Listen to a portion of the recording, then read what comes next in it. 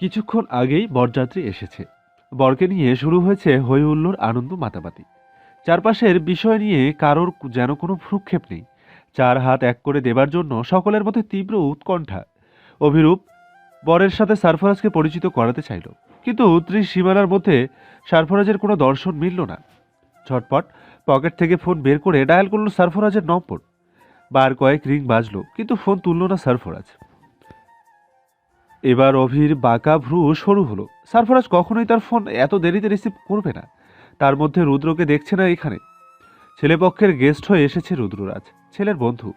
রুদ্ররাজের পরিচিত মানুষের সাথে আপন মামাতো বোনের বিয়েটা অভিরূপ মানতে পারছে না।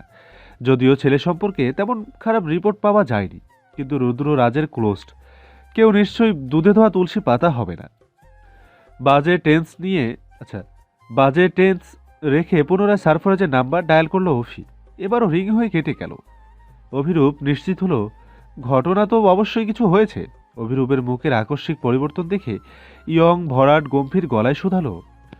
জবাব না দিয়ে অভিরূপ দ্রুত পা চালিয়ে বিয়ের আসর ছেড়ে বেরিয়ে এলো। এরপর হন্যে হয়ে খুঁজতে লাগলো চারপাশে। ইয়ং লুইস দুজনেই আজ করলো সারফরাজের কিছু হয়েছে। তারাও দীর্ঘ সময় ধরে তাকে দেখেনি।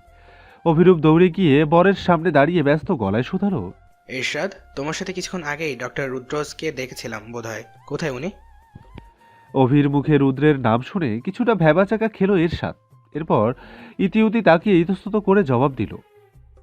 আসলে ভাইয়া, ওকে আমি খুঁজছি অনেকক্ষণ ধরে, পাচ্ছি না, ফোনও তুলছে না।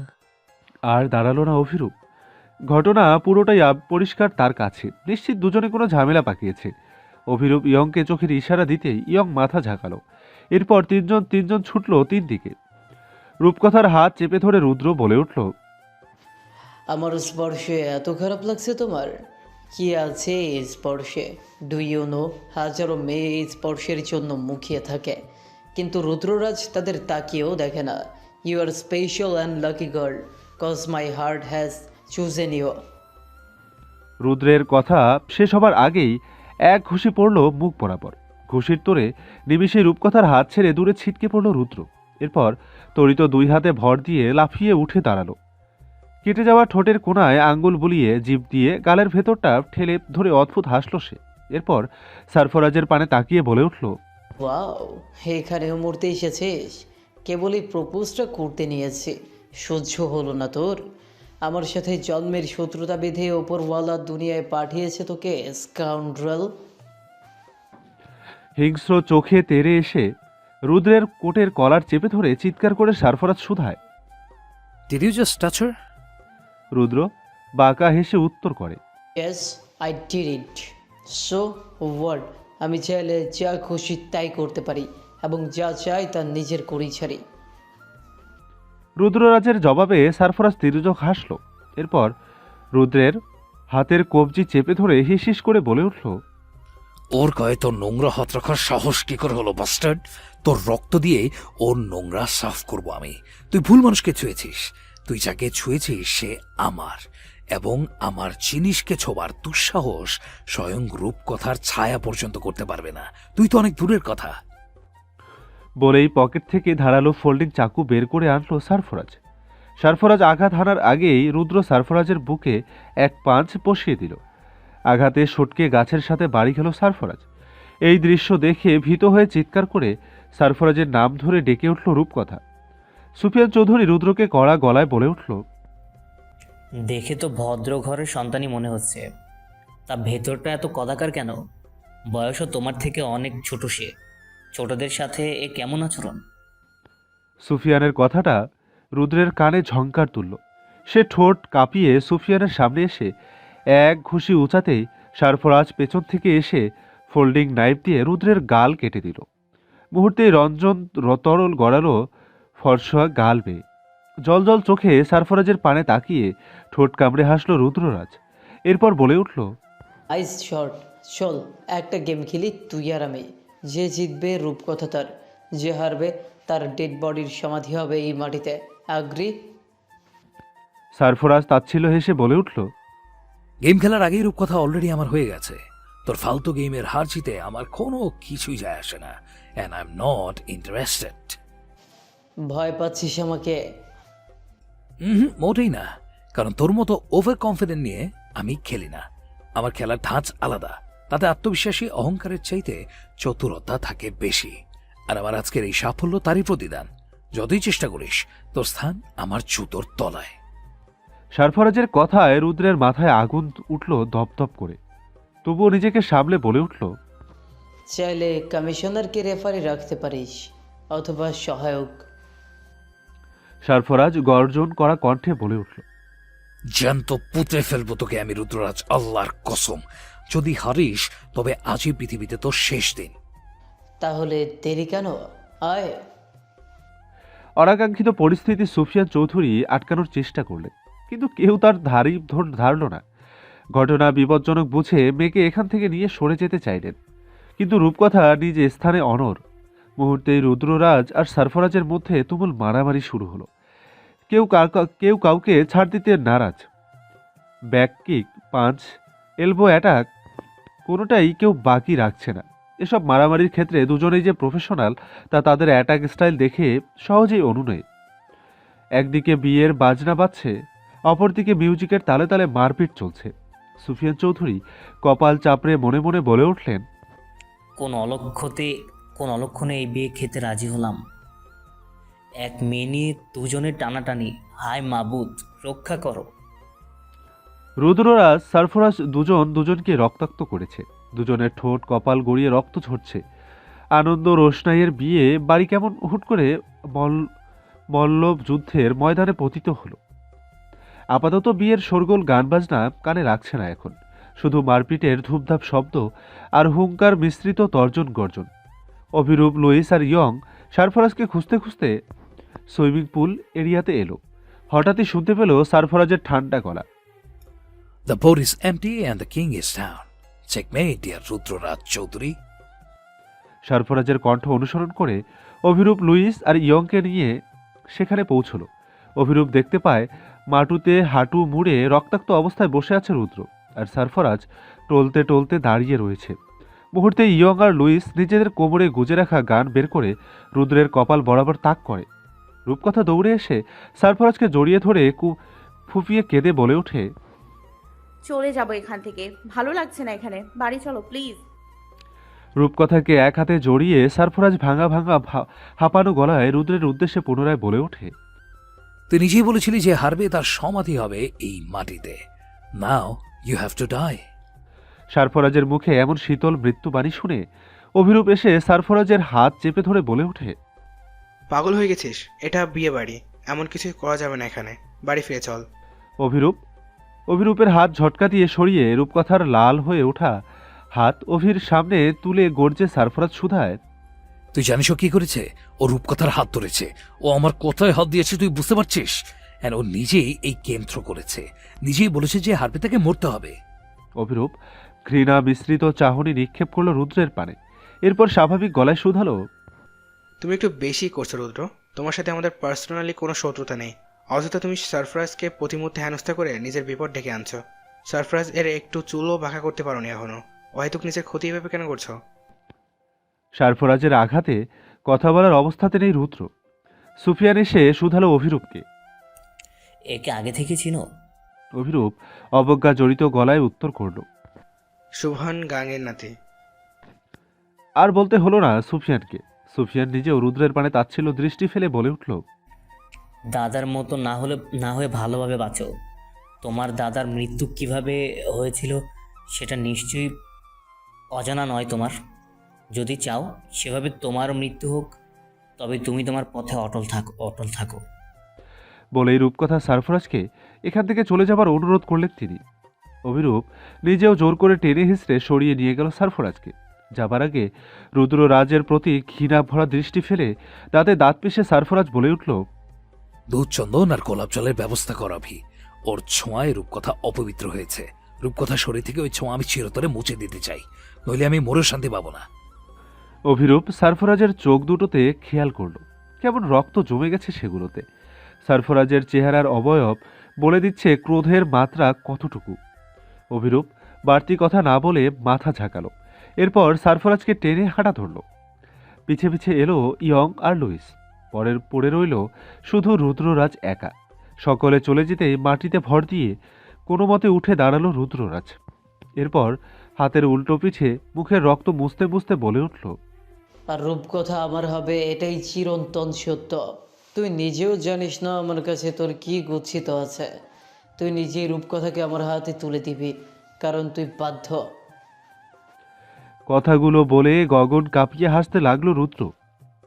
সেই হাসি ভয়ঙ্কর শব্দ তুলে মিলিয়ে গেল খোলা আকাশে। নিজের হাসি থামিয়ে অ্যাসিস্ট্যান্ট কেভিনকে কল করলো রুদ্র। ফোন তুলতেই স্বাভাবিক গলায় বলে উঠল, পার্কিং এরিয়া থেকে গাড়ি বের করো, বাড়ি যাব। অসুস্থতার কারণে বেশ কয়েকদিন সোহানা হসপিটালে আসতে পারেনি। এই কয়েকদিন মায়ার দায়িত্ব অন্য এক ডক্টরকে দিয়েছিল সে। কিন্তু আজ যখন ডিউটিতে এলো তখন মায়ার করুণ অবস্থা দেখে সুহানার বুক কেঁপে উঠল। মায়ার চোখ মুখের কালশিটে জখম আঙ্গুল তুলে জানান দিচ্ছে কেউ তাকে খুব মেরেছে। হসপিটালে এমন কেউ নেই যে এই ধরনের ভয়ানক কাণ্ড ঘটাতে পারে, কারণ প্রত্যেকটা পেশেন্টকে বাচ্চার মতো ট্রিট করা হয় এখানে। নিজের কৌতূহল নিয়ন্ত্রণ হারা হতেই মায়াকে আঘাত কিভাবে পেয়েছে তা জিজ্ঞেস করছিল সুহানা, কিন্তু মুখ খোলেনি মায়া। সহকারী নার্স ডক্টর কেউ কিচ্ছুটি জানে না। শেষ পর্যন্ত রাগে আগুন হয়ে হসপিটাল অ্যাডমিনিস্ট্রেটর এর কাছে গেলেও মেলেনি উত্তর। সুহানার বুঝতে বাকি রইল না কেউ ইচ্ছে করেই করেছে এই কাজ। কিন্তু সুহানা নিজেও হাল ছেড়ে দেবার মানুষ নয়, সে সত্যিটা উদ্ঘাটন করেই ক্ষান্ত হবে। যখন কোথাও কোনো ক্লু পেল না তখন খালি হাতে আবার ফিরে এলো সুহানা। এসে সরাসরি মায়ার সেলে ঢুকলো। মায়া এখনো উল্টে পিঠে জানালা মুখ করে বসে আছে। কিয়ৎক্ষণ অপেক্ষা করে তপ্ত শ্বাস ফেলল সুহানা। এরপর মায়ার মাথায় হাত বুলিয়ে নরম গলায় শুধালো। মায়া কোনো প্রত্যুত্তর করল না, এমনকি সুহানাকে তাকিয়ে পর্যন্তও দেখল না। সুহানা জানে কিভাবে মায়ার মুখ থেকে কথা বের করতে হবে, তাই সে সরাসরি শুধালো। এরপর চট করে উঠে দাঁড়ালো মায়া। এরপর ঠোঁটে আঙ্গুল চেপে বলে উঠল, হুশ, আর বলো না, ও শুনে ফেলবে, কারণ ও একটা মনস্টার। সুহানা আর একটু এগিয়ে ধীরে গলায় শুধালো। সুহানা জানে সে মিথ্যে বলছে, কিন্তু ছদ্মবেশী সারফরাজ তার ছেলে নয় এই ব্যাপারে সোহানা নিশ্চিত। এবং যে আসে সে কোনো ভালো উদ্দেশ্যে আসে না এটাও ধরতে পেরেছে সুহানা। কি চক্রান্ত হচ্ছে ভেতরে ভেতরে সোহানাকে তা জানতেই হবে। আর কোনো পেশেন্ট নিয়ে কোনো ঝামেলা পোহাতে হচ্ছে না, তবে মায়াকে নিয়ে এত ঝামেলা। তাছাড়া ট্রিটমেন্টে অনেক পেশেন্ট নর্মাল হয়ে উঠেছে দিনকে দিন, কিন্তু মায়া যেন আরও বেশি অসুস্থ হয়ে যাচ্ছে। আদতেই মায়ার ব্রেন ফাংশনে সমস্যা নাকি তাকে ইচ্ছে করে অসুস্থ রাখা হচ্ছে এটা জানতে হবে সোহানাকে। মায়া সোহানার কথায় ফিসফিস করে বলে উঠল, সারফরাজ দেখতে একদম রাজপুত্রের মতো, বুঝলে? সাদা গোলাপের মতো গায়ের রং, আভিজাত্য ভরা চেহারা, একদম বাপের মতো হয়েছে। এইটুকুন ছোট চোখ দুটো স্বচ্ছ নীল আকাশ, তাতে শুধু মায়া। কপালের কাছটায় ছোট একটা দাগ, ছোটবেলায় পড়ে গিয়ে ফেটে গেছিল। আরও কিছু মনে করতে চাইল মায়া, কিন্তু পারল না। এরপর মাথা চেপে ধরে চারপাশে কিছু খুঁজল। সতর্ক দৃষ্টি বুলিয়ে বিছানার ম্যাট্রেসের নিচে থেকে একটা লকেটওয়ালা চেন বের করে এনে মায়ার হাতে দিয়ে বলে উঠল, কর্নেল সাহেবের দেয়া শেষ উপহার এটা। এটা সারফরাজকে দিও, আর বলো মা খুব শীঘ্রই দূরে কোথাও হারিয়ে যাচ্ছি। বলেই ছোট্ট বাচ্চার ন্যায় কেঁদে উঠল মায়া। মায়াকে বুকে জড়িয়ে সোহানা বলে উঠল, ওই হিংস্র লোকটা আমায় নিয়ে যেতে চাই ডক্টর। সারফরাজকে কষ্ট দিতেও আমাকে অনেক অনেক দূরে নিয়ে যাবে, আমি শুনেছি। সোহানা আর বসতে পারল না। সবকিছু গোলক ধাঁধা মনে হচ্ছে তার কাছে। হসপিটালের কে সাহায্য করছে ওই ছেলেকে, আর সারফরাজি বা কোথায়? সকাল সকাল রূপকথা এলো সারফরাজের বাড়িতে। সারফরাজের শারীরিক অবস্থা নিজ চোখে দেখতে চায় সে। আজ সুফিয়ান চৌধুরী তাকে কোনো বাধা দেয়নি, বরং গাড়ি করে এনে সারফরাজের বাড়ির সামনে নামিয়ে দিয়ে গেছে। রূপকথা যখন সারফরাজদের বাড়ির গেট পার হলো তখন নজরুলকে দেখা গেল গাছে পানি দিতে। রূপকথাকে দেখে একগাল হেসে নজরুল এগিয়ে এসে শুধালো, না, প্রয়োজন নেই, আমি যাচ্ছি ওর ঘরে ঘুমাক। নজরুল ঘাড় কাত করে নিজের কাজে মন দিল। রূপকথা দ্রুত পা চালিয়ে বাড়ির ভেতরে ঢুকলো। এরপর সিঁড়ি ধরে সোজা সারফরাজের কক্ষে। বিছানায় উপর হয়ে বালিশে মুখ গুজে ঘুমাচ্ছে সারফরাজ। উদম শক্ত প্রশস্ত পিঠ কাঁথার ভাঁজ থেকে বেরিয়ে এসেছে। এলোমেলো চুলগুলো আকর্ষণীয় লাগছে। কাঁথার ফাঁকফোকর দিয়ে লোমশ সফেদ পা চোখে কেমন কাঁতকুতো দিল। সারফরাজকে দেখে রূপকথার সমস্ত বিষাদ নিমিষেই কেটে গেল। ঠোঁটের কোণে অল্প হাসি ফুটিয়ে সারফরাজের বিছানার নিকট এসে দাঁড়ালো রূপকথা। এরপর হাত বাড়িয়ে চুলে আদুরে স্পর্শ করতে চাইল। ঘুমের ঘোরে নিজের কাছাকাছি কারো উপস্থিতি টের পেল সারফরাজের চতুর মস্তিষ্ক। রূপকথা সারফরাজের চুল স্পর্শ করার আগেই খপ করে রূপকথার কবজি চেপে ধরে টেনে বিছানায় ফেলে আক্রমণাত্মক ভঙ্গিতে রূপকথার উপর উঠে গেল সারফরাজ। সারফরাজের এহেন আক্রমণে চোখ মুখ শুকিয়ে চুপসে গেল রূপকথার। অধিক তন্দ্রায় রূপকথার ভীতু মুখশ্রী ঝাপসা নজরে এলো সারফরাজের। বার কয়েক পলক ঝাপটিয়ে রূপকথা পরিষ্কার মুখশ্রী নজরে আটকাতেই শরীরের ভার ছেড়ে দিয়ে রূপকথার উপর শুয়ে গেল সারফরাজ। দত্তের মতো ভারী মানুষটা নিচে পড়ে রূপকথার মনে হলো সে আরেকটু হলেই চাদরের সাথে মিশে যাবে। হাত দিয়ে সারফরাজকে ঠেলতেই রূপকথাকে বুকে জড়িয়ে কাত হয়ে শুয়ে গেল সারফরাজ। এরপর চোখ বুঝে ঘুম জড়ানো গলায় বলে উঠল, রাতে এলে ঘুমটা আরো ভালো হতো। নিঃসঙ্গ রাত কাটতে চায় না, কিন্তু এই কথাটা তুমি আর তোমার খারুস বাপ দুজনের কেউই বুঝতে চাও না, তাই? বলেই রূপকথার চুলে মুখ ডুবালো সারফরাজ। সারফরাজকে চাপড় মেরে রূপকথার আগেই চাপা গলায় বলল, কেউ দেখে ফেলবে, ছাড়ো নির্লজ্জ কোথাকার। দেখলে তাতে আমার কি? কি মানে? কি ভাববে তোমাকে তারা? কিছুই ভাববে না, শুধু ভালোই তো বাসছি, অন্যায় তো কিছু করছি না। রূপকথা কপাল কুঁচকে বলে উঠল। এ কেমন ভালোবাসা? রূপকথাকে আরেকটু শক্ত করে ধরে সারফরাজ আবেশিত গলায় বলে উঠল, আমার ভালোবাসার ধরনই এমন, সবার চাইতে আলাদা। ওসব সাদামাটা প্রেম আমার পোষায় না। আর এখন তো সফটলি ভালোবাসছি, বিয়ের পরেরটা হবে রাফ, সইতে পারবে না। তাই আগে ভাগেই একটু একটু করে ট্রেনিং দিচ্ছি, যাতে পরে কান্নাকাটি কম হয়। নয়তো পরে দোষ দিবে আমি মানুষ ভালো না, বিয়ের নাম করে তোমায় টর্চার করছি। মেয়ে মানুষের অপবাদ দেওয়ার কোনো শেষ আছে? রূপকথা সারফরাজের ঠোঁট শক্ত মুখে চেপে ধরে শাসানো গলায় বলল, তোমাকে বেশি লাই দিয়ে ভুল করছি আমি। দিনকে দিন মাথায় উঠে যাচ্ছ। সারফরাজ দুষ্টু হেসে বলে উঠল, মাথায় উঠছে এটা তোমার জন্য ভালো, ভাগ্যিস তোমার উপর উঠছি না। তোমার সাথে থেকে থেকে পেকে যাচ্ছি আমি, দূরত্ব বাড়াতে হবে। কাল থেকে সারা রাত ফোনে কথা বলা আর প্রতিদিন দেখা করার সব বন্ধ। রূপকথার এহেন ভয়ানক কথায় চট করে শোয়া থেকে উঠে বসে বড় বড় চোখে সারফরাজকে ধমকে উঠল। কমিশনার মাথার মধ্যে কুবুদ্ধি ঢালতে শুরু করেছে অলরেডি, তাই না? সেগুলোরই আসরে এমন পচা পচা কথা তোমার মুখ দিয়ে বেরোচ্ছে। আমাকে চেনো তুমি? এক আছরে সমস্ত কুবুদ্ধি বার করে দেব, পশ্চাৎ মেয়ে কথাকার। ঘড়ির কাঁটা টিকটিক করতে করতে পাশের ঘরে গিয়ে ঠেকল। কিছুক্ষণ বাদেই সুফিয়ান চৌধুরীর ডিউটি আওয়ার শেষ হবে। বিকালের প্রারম্ভে তেমন কাজ না থাকায় কমিশনার কার্যালয়ের ক্যাফেটেরিয়ায় একটা চেয়ারে আয়েশ করে বসলেন সুফিয়ান। শরীরটা কেমন ম্যাচ ম্যাচ করছে। একটু চিনি কম দিয়ে ধোয়া ওঠা গরম কফি খেতে পারলে ভালো লাগবে। যেই ভাবনা সেই কাজ। ক্যাফেটেরিয়ায় এসে এক কাপ অল্প সুগার দিয়ে কফি চাইলেন সুফিয়ান। এরপর কফির অপেক্ষায় বসে বসে সেলফোন স্ক্রল করতে আরম্ভ করলেন। অল্প কিছুক্ষণের মধ্যেই ওয়েটার ছেলেটা কফি দিয়ে চলে গেল। বৃষ্টি মেঘলা বিকেলে ধোয়া ওঠা কফিতে পরম আবেশে চুমুক দিয়ে চোখ বুঝলেন সুফিয়ান। এমন সময় পেছন থেকে কেউ রাশভারী গলায় বলে, আসসালামু আলাইকুম, কেমন আছেন স্যার? বহুদিন বাদে দেখা। পরিচিত কণ্ঠস্বর পেয়ে কফি কাপ ফেলে পেছনে ফিরে তাকালেন সুফিয়ান। পেছনে সর্পীয় হাসিতে বুকে দুই হাত গুজে দাঁড়িয়ে আছেন এসপি নিয়াজ মোর্শেদ। দীর্ঘদিন পর এই কপট লোকের দর্শন সুবিধার ঠেকল না সুফিয়ান চৌধুরীর কাছে। সে কপাল কুঁচকে সালামের প্রত্যুত্তর না করে সামনে মুখ করে ফিরে বলে উঠল, তা কি মনে করে নিয়াজ সাহেব? সালামের সুর হাসি কোনোটাই তো সুবিধা ঠেকছে না।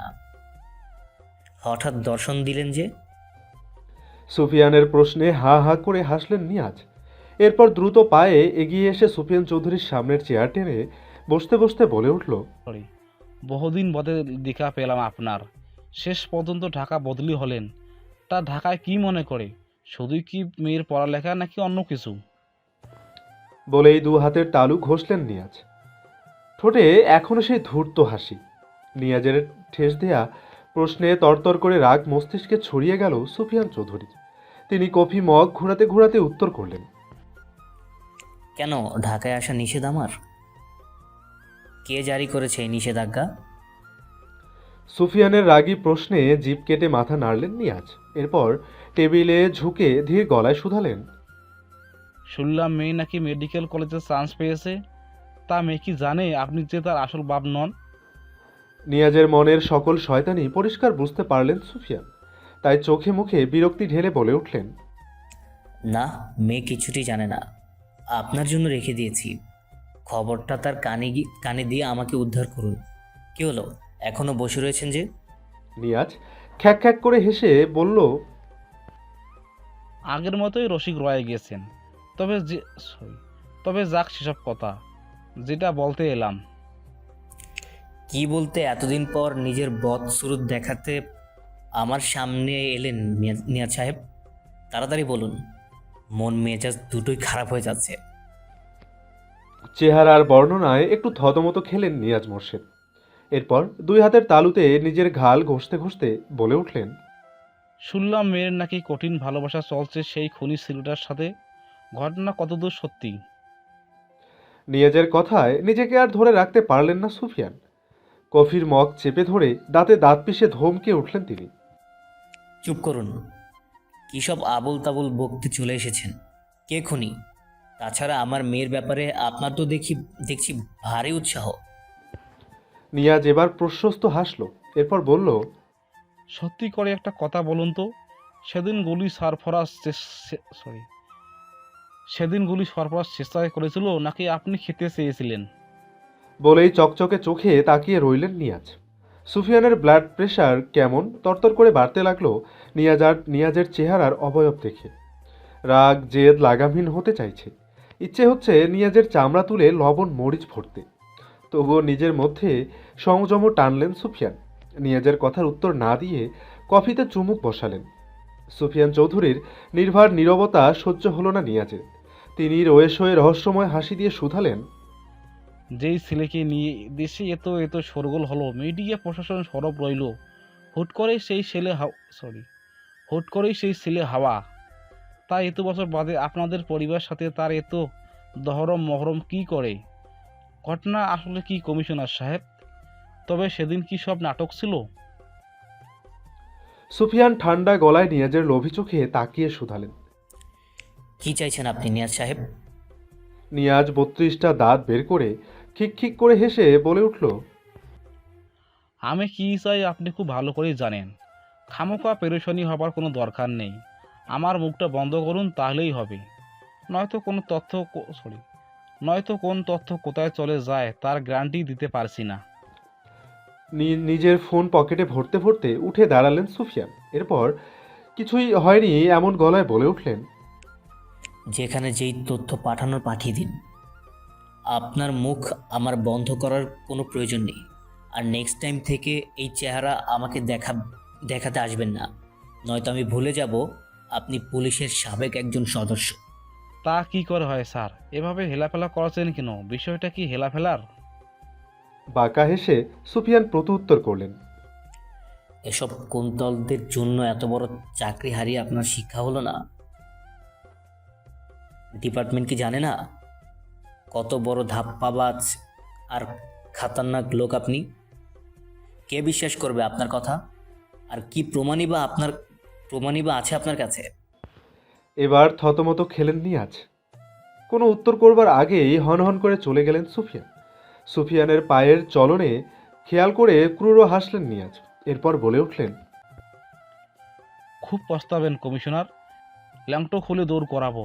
সবার সামনে আপনার ভালো মানুষের মুখোশ যদি না ছেড়ছি, তবে আমার নামও নিয়াজ মোর্শেদ নয়। শুধু উপযুক্ত সময়ের অপেক্ষা করুন। ক্লাসের নতুন অধ্যায়, নতুন প্রফেসর, সব মিলিয়ে বোর টাইম পার করলো নেলিয়ার রূপকথা। লেকচারার এর আগামাথা কিছুই তাদের মাথায় ঢুকলো না। ক্লাসের টাইম শেষ হবার সাথে সাথে দুজনেই যেন হাঁপ ছেড়ে বাঁচল। প্রয়োজনীয় নোটস প্যাডে লিখে ঘড়িতে সময় বোলালো রূপকথা। 2 পিরিয়ড অফ। এরপর ফিজিওলজির ক্লাস ছেড়ে বাইরে বেরিয়ে এলো রূপকথা আর নেলি। হঠাৎ রূপকথার ফোন বেজে উঠল। ব্যাগ থেকে ফোন বের করে চোখের সামনে আনতেই মুখে হাসি ফুটল। স্ক্রিনে সারফরাজের নম্বর। ঠোঁটের কোণের হাসির রেখা টেনে ধরে কল রিসিভ করতেই ওপাশ থেকে সারফরাজ কিছু একটা বলল। শুনেই মুখের রং পরিবর্তন হলো রূপকথার। ফোন কেটে দ্রুত পা চালাতেই নেলি শুধালো, হসপিটালে চল নেলি, অভিরূপ বাইক অ্যাক্সিডেন্ট করেছে। অভিরূপের অ্যাক্সিডেন্টের খবরটা নেলির ভেতর কেমন এক অদ্ভুত অনুভূতির সৃষ্টি করলো। নেলির হাসি খুশি মুখটা কেমন সহসে চুপসে গেল। বুকে ধুকপুক ধুকপুক আওয়াজে হৃদ গতি চলছে। আকস্মিক নিজের এহেন অনুভূতির কোনো হেতু খুঁজে পেল না নেলি। রূপকথার নেলি দৌড়ে ইমার্জেন্সিতে এলো। ইমার্জেন্সি কাঠের বেঞ্চিতে পা ঝুলিয়ে দেয়ালে হেলান দিয়ে বসে আছে অভিরূপ। পা কেটে গলগল করে রক্ত ঝরছে। বেচারার চেহারা দেখে মনে হচ্ছে বহু কষ্টে কান্না আটকে রেখেছে। পাশেই কিছু হয়নি এমন চেহারায় বসে আছে সারফরাজ। রূপকথা চঞ্চল গলায় ডাকলো। সারফরাজ, রূপকথাকে দেখতে পেয়ে সারফরাজ উঠে দাঁড়ালো। এরপর রূপকথার হাত জড়িয়ে স্বাভাবিক গলায় বলে উঠল, আসলে কোন ছুতোয় তোমাকে দেখব ভেবে উঠতে পারছিলাম না, এজন্য অভিরূপের কথা বলে নিয়ে এলাম। বুকটা পিপাসায় ধুকছিল, এবার তৃষ্ণা মিটল। এবার আমার মরণ হোক। সারফরাজের এহেন কথায় রূপকথা সারফরাজের পেটে কনুই দিয়ে গুঁতো দিয়ে বলল, একজন আহত মানুষ নিয়ে এসব কি ধরনের মজা? কোথাও তুমি নিজে থেকেই ওকে এমন আহত করনি তো? সারফরাজ সিরিয়াস ভঙ্গিতে উত্তর করল, আমি করলেও এতক্ষণ জমের দুয়ারে পৌঁছে যেত। শালা কুকুরের সাথে অ্যাক্সিডেন্ট করে এই অবস্থা করেছে। কুকুর নাকি কাবাডি খেলতে চেয়েছিল মাঝ রাস্তায় ওর সাথে। সারফরাজের নিষ্ঠুর হেয়ালি কথায় কাঁদো কাঁদো গলায় অভি বলে উঠল, শালা নির্দয় পাষণ্ড, দেখ কতগুলো ব্যথা লেগেছে। আর তুই আমাকে নিয়ে সে কখন থেকে হাসি তামাশা করে যাচ্ছিস। শালা, অভিশাপ দিলাম, তুইও একদিন কাঁদবি, সেদিন আমিও হাসবো। অভির কথায় ঠোঁট টিপে হাসলো সারফরাজ। এরপর বলল, আমার শরীর থেকে যে রক্ত ঝরেছে সেই পরিমাণ রক্ত তোর গায়েও নেই। এদিকে ডক্টর আর নার্স দৌড়ে এলেন প্রয়োজনীয় জিনিসপত্র নিয়ে। সুই সুতো ইঞ্জেকশন আর সাদা গজ দেখেই ভীত হলো অভিরূপ। সে আর্তনাদ করে চাপা গলায় বলল, ইঞ্জেকশনে আমার ফোবিয়া আছে, প্লিজ আমায় দিবেন না ওটা, আমি ভয়ে মরে যাব, গড সোয়ার। এত বড় দামড়া ছেলের মুখে ইঞ্জেকশনের ভয় শুনে ডক্টর কপাল কুঁচকে ভারী কি গলায় বললেন। অভিরূপ মানল না। সে কাকুতি মিনতি অব্যাহত রাখল। নেলি এতক্ষণ সবটা অবলোকন করলো। অভিরূপের করুণ চেহারা দেখে তাকে বেশ পীড়া দিচ্ছে। এই অনুভূতির সাথে আজই পরিচিত হয়েছে নেলি। সবকিছু কেমন এলোমেলো লাগছে তার কাছে। নার্স ইঞ্জেকশন নিয়ে এগোতেই অভিরূপ সারফরাজের উদ্দেশ্যে অনুরোধ করলো, আমাকে জড়িয়ে ধর সারফরাজ, আমি জ্ঞান হারিয়ে ফেলবো নয়তো। সারফরাজ তোয়াক্কা করল না অভিরূপের কথা। সারফরাজের এহেন নিষ্ঠুরতায় রূপকথার মেজাজ তিরিক্ষি হলো। সে দাঁত চেপে বলে উঠল, কি হলো, যাচ্ছ না কেন? ওকে শক্ত হতে হবে রূপকথা। ছেলে মানুষের এতটা নরম হলে মানায় না। যেখানে ও নিজের কাউকে ভরসা দেবার কথা, সেখানে ও নিজেই অন্যের ভরসা চাচ্ছে। আজীবন ওকে প্রোটেক্ট করার জন্য আমি বসে থাকবো না। তাছাড়া এমন ভীত মানুষ আমার পছন্দ নয়।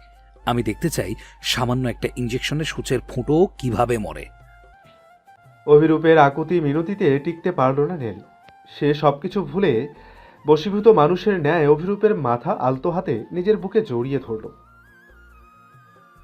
এরপর নার্সকে ধীর গলায় বলে উঠল, নেলির স্পর্শে কাটাছেঁড়া ব্যথা, ইঞ্জেকশন সব ভুলে গেল অভিরূপ। সে নেলির বড় বড় চোখ দুটোতে দৃষ্টি মেলালো। মুহূর্তেই যেন কোনো ঘোরের মধ্যে চলে গেল সে। নেলির অভিরূপকে আগলে নেয়া দেখে সারফরাজ আর রূপকথার চোখ কপালে উঠল। সারফরাজ বিস্ফোরিত চোখে বিড়বিড় করে বলে উঠল, ঘটনা কি ঘটল? এক তার ছেলে মেন্টাল, আরেক মেন্টালের কাছে। ও নো, ভবিষ্যৎ প্রজন্ম হুমকির মুখে। রূপকথা ফিসফিস করে সারফরাজকে শুধালো, আমি যা দেখছি তুমিও কি তা দেখছো? কি করে সম্ভব? তোমার ফুল মেন্টাল বোনকে জিজ্ঞেস করো। নেলির চোখের দিকে তাকিয়ে কখন সময় পেরিয়ে গেল অভিরূপ তার খেয়াল রাখল না। অভিরূপের ধ্যান ভাঙল সারফরাজের ডাকে, হুশে আয়, বাড়ি ফিরতে হবে। মধু পরে আবার খাস, একদিন এসব খেয়ে ফেলে পরে পস্তাবি, শালা মৌমাছি। সারফরাজের গলায় সম্বিত ফিরে পেল অভিরূপ। সে দ্রুত নজর সরিয়ে চারপাশে নজর বুলালো। ডক্টর, নার্স কেউ নেই। পায়ে শুধু সাদা ব্যান্ডেজ। অভিরূপ যেন আকাশ থেকে পড়ল। নেলিকে চমৎকার জাদুকরি মনে হলো তার। রূপকথার চোখে চোখ পড়তেই অভিরূপকে ছেড়ে লাজুক ভঙ্গিতে সরে আসতে চাইল নেলি, কিন্তু নেলির হাত চেপে ধরল অভি। এরপর আদুরে গলায় শুধালো, তুমি কি আমার পেন কিলার হবে নেলি? নিয়াজ মোর্শেদের অত্যাচারে সুফিয়ান চৌধুরীর মাথা পাগল প্রায়। আজ সপ্তাহখানেক ধরে ফোন কল, সরাসরি সাক্ষাৎ, লোক মারফত হুমকি ধামকিতে সুফিয়ানের মাথা নষ্ট করে ফেলেছে সে। এদিকে চাপা স্বভাবের সুফিয়ান কারো কাছে শেয়ার করলেন না এই বিষয়ে। প্রথমে নিয়াজ মোর্শেদকে তেমন আমলে না নিলেও ধীরে ধীরে তার হুমকিতে ভীত হতে শুরু করেছেন সুফিয়ান। নিয়াজ নিজে থেকে এসব করছেন না তা বেশ টের পেয়েছেন সুফিয়ান। কেউ তো অবশ্যই কলকাঠি নাড়ছে নিয়াজ মোর্শেদের পেছনে, কিন্তু মানুষটাকে। ড্রয়িং রুমে এক মনে বসে নানাবিধ ভেবে চলেছেন সুফিয়ান। এমন সময় রূপকথা সিঁড়ি বেয়ে নেমে এলো। দেখে মনে হচ্ছে কোথাও যাচ্ছে। মেয়ের সাজগোজ দেখে সুফিয়ান ক্লান্ত চিন্তিত গলায় শুধালেন। কোথায় যাচ্ছ? রূপকথা ইতস্তত করে উত্তর করল, ক্লাস ক্লাস ফ্রেন্ড অহনার বার্থডে বাবা, নেলিও যাচ্ছে, খুব করে অনুরোধ করেছে যেতেই হবে। তাছাড়া আমাদের বাসার কাছেই পার্টির ভ্যানও, তাই যাচ্ছি আর কি। সারফরাজ যাবে? না, ওকে ডাকিনি।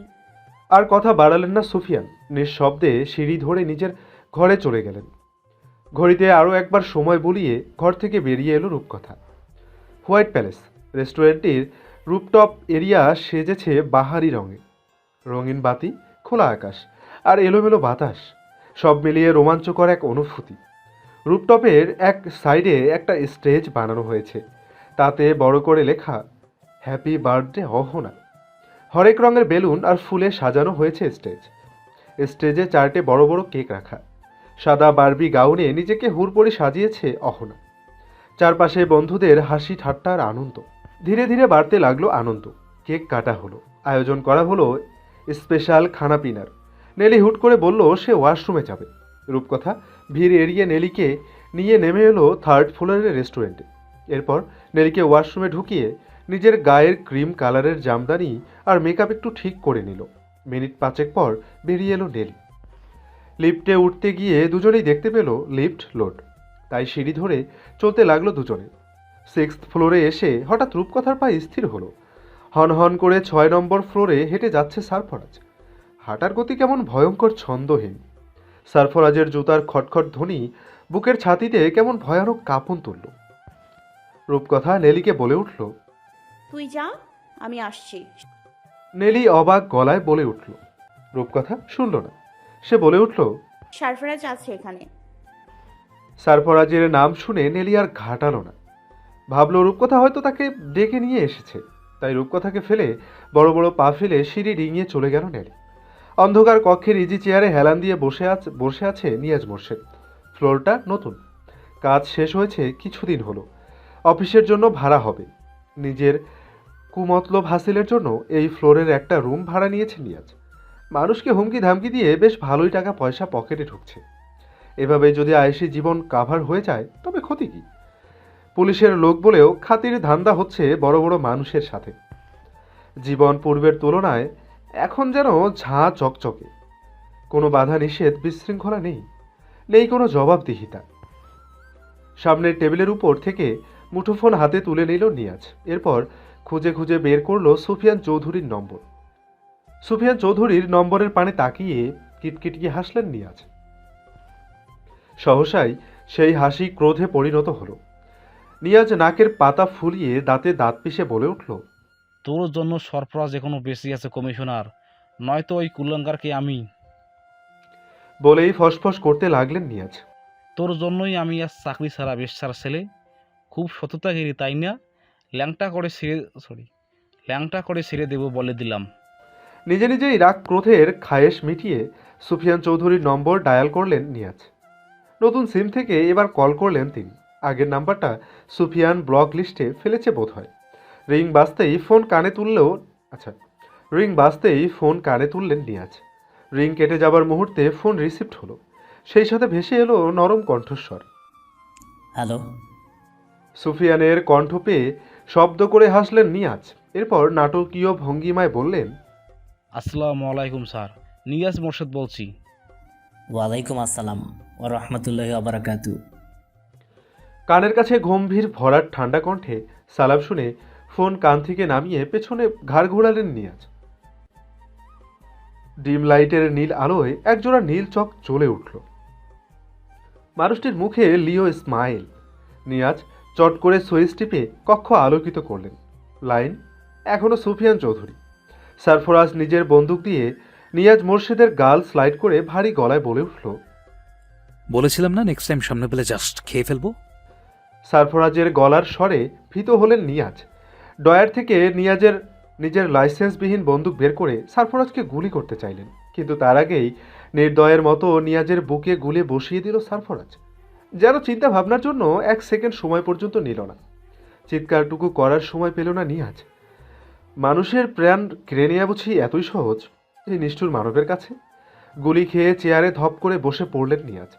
সারফরাজ হো হো করে হাসল নিয়াজের পতনে। এক হাতে টেবিলের ঝটকা দিয়ে সরিয়ে নিয়াজের বুকে পা ঠেকিয়ে সারফরাজ হিসিয়ে বলে উঠল, কিভাবে ঝেলে আমাকে মেরেছিলি মনে আছে? ছোট বাচ্চাটাকে ছুঁড়ে ফেলে কপাল ফাটিয়ে দিয়েছিলি, সেই দাগ এখনো রয়েছে। বাচ্চা মেয়েটা আমার কলিজা, তুই আমার কলিজায় আঘাত করেছিলি। কলিজায় আঘাত পেলে কেমন ব্যথা অনুভূত হয় বলতো? সহ্য করা যায় সেই তীক্ষ্ণ নিদারুণ ব্যথা? বলেই আরেকটা শ্যুট করলো সারফরাজ। নিয়াজ কথা বলতে চাইল, কিন্তু পারল না। ফ্যাল ফ্যাল চোখে সারফরাজের নিষ্ঠুরতা দর্শন করতে লাগলো শুধু। নিয়াজ মোর্শেদের গলা চেপে ধরে সারফরাজ হুঙ্কার ছাড়ল, দে থ্রেড দে, আমিও দেখি তোর বুকে কত দম। সমস্ত দম নিগ্রে বের করবো আমি তোর। রুদ্ররাজ তোকে নাচাচ্ছে, তাই না? এবার নাচ, ইচ্ছা মতো নাচ। নিয়াজ মোর্শেদ বহু কষ্ট ভেঙে ভেঙে বলে উঠল, ধ্বংস হয়ে যাবি। সারফরাজ নিয়াজের কপালে বন্দুক তাক করে হেসে উত্তর করল, ধ্বংস? আমি ধ্বংস হই না নিয়াজ মোর্শেদ, আমি ধ্বংস ডেকে আনি। এবার তোর ধ্বংস অনিবার্য। গুড বাই এসপিনিয়াস, সি ইউ ইন হেল। কথাটি বলেই নিয়াজ মোর্শেদের কপালে শ্যুট করে দিল সারফরাজ। কপাল ছিদ্র হয়ে ফিনকি দিয়ে রক্ত এসে ভিজিয়ে দিল সারফরাজের মুখ আর গায়ের পোশাক। ফু দিয়ে বন্দুকের নলের ধোঁয়া থামিয়ে বড় বড় ভীত চোখে তাকিয়ে থাকা শাসীর নিয়াজের পানে তাকিয়ে বাঁকা হাসল সারফরাজ। আরও একটি গুটির পতন। চেকমেট। কথাটি বলেই পকেট থেকে লাইটার বের করে একটা সিগারেট ধরালো সারফরাজ।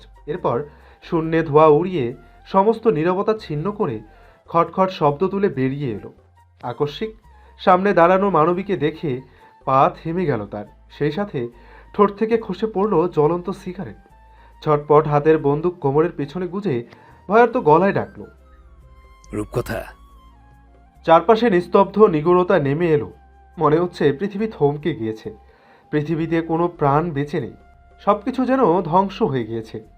সেই ধ্বংস স্তূপের উপর দাঁড়িয়ে আছে রূপকথা একা।